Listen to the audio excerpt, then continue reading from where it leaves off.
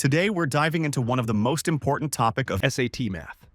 sample statistics and margin of error. We'll go through the concept, then one basic question and one advanced question together. By the end, you'll know exactly how to handle any problem like this on test day. Alright, before we start, let's look at the concept first.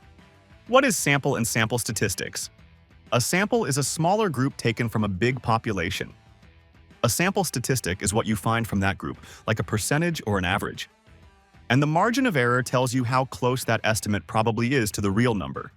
Okay, let's start with the basic question. A study was done on the weights of fish in a pond. In a sample of 150 largemouth bass, 30% of them weighed more than 2 pounds.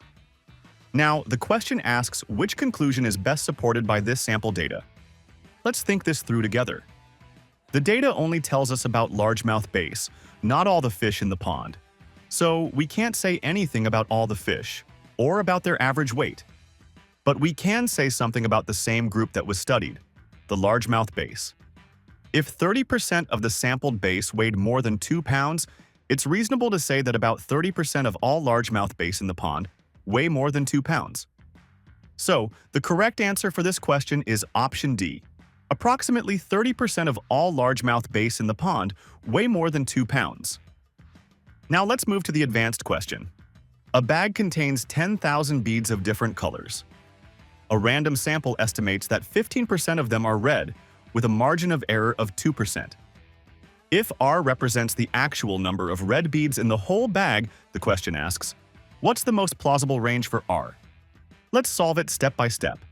The estimate is 15% with a margin of error of plus or minus 2%.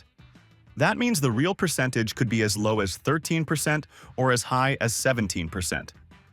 Now, we apply that range to the total number of beads, which is 10,000. 13% of 10,000 is 1,300. 17% of 10,000 is 1,700.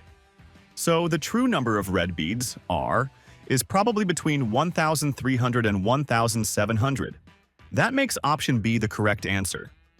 For these kinds of SAT questions, always ask yourself two things. First, does the conclusion match the group that was actually sampled?